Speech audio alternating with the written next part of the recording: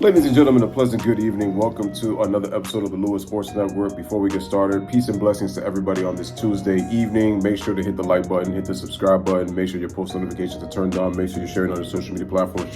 Truly appreciate it. Hope everybody is enjoying themselves right now. So, the reason I wanted to do this is because I had mentioned on my community post of several weeks ago that I was going to start a 40-point per game series, and this is about pretty much 11 players that have scored 40 or more points in the postseason at least 10 times in their career. And I said that I was able to narrow it down to 11 players. So these are the players that we will be starting with. It's going to be the only 11 players that I have on the list: Michael Jordan, LeBron James, Jerry West, Kevin Durant, Elgin Baylor, Kobe Bryant, Will Chamberlain, Shaquille O'Neal, James Harden, Hakeem Olajuwon, and last but not least, the player that I am actually starting with on this list is none other than the all-time great, pound for pound, one of the best ever, the answer, Allen Iverson. Allen Iverson, baby.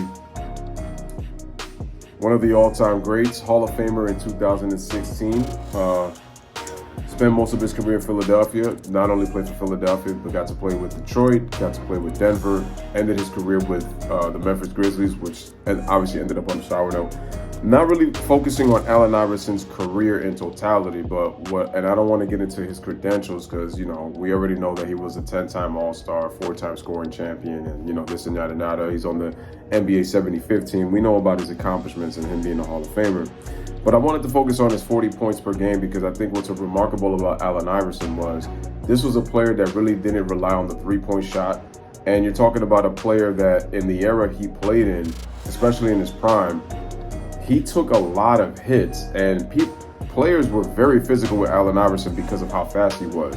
And I remember Kobe Bryant had said, imagine if Allen Iverson was 6'5". And it's true. Could you imagine if Allen Iverson was 6'5"? It's amazing how Allen Iverson won 4 scoring titles despite him being, 5'11", or if you want to list him as 6 foot, 165 pounds. Taking the amount of punishment that he did from big guys on a night-to-night basis, bigger guards, bigger forwards, bigger wing players, and then would take hits from the big men, from the power forwards in the paint. Just a testament to how tough he is. So I wanted to get to his 40-point games. So he had 10 40-point games, which is the 11th most in NBA playoff history. These are his playoff games. He scored a total of 471 points. He played on average nearly 46 minutes a game. That's incredible freaking endurance that Allen Iverson had to play that many minutes. He averaged 47 points per game in those 10 games. 4.4 rebounds, 5.5 assists, 2.7 steals, just a tenth of a block. He averaged just a shade over 3 turnovers a game. He made his let's look at his field goal percentage stats. 52% from the field in his playoff career when he scores 40. 54% from the three-point line, and this is a guy who didn't really attempt a lot of threes in the regular season, but in the playoffs, he made just under 4 threes a game in just under 7 attempts. So he was making just about every 4 threes to every 7 attempts.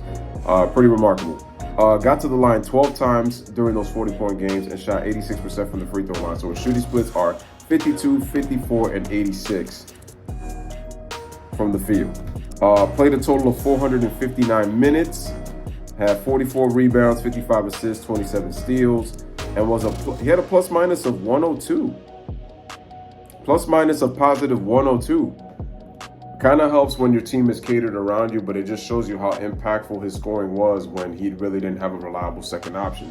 So he was making some things happen. At least anytime that Allen Iverson shot the ball, you can almost guarantee that the bigs that the Sixers had were going to be able to get an offensive rebound and a putback. So it was kind of pretty much their offense. And it was crazy because Allen Iverson was a volume scorer, but because of the physicality that he was taking with how fast and quick he was, Larry Brown designed plays where he would come off screens as if he was a shooter.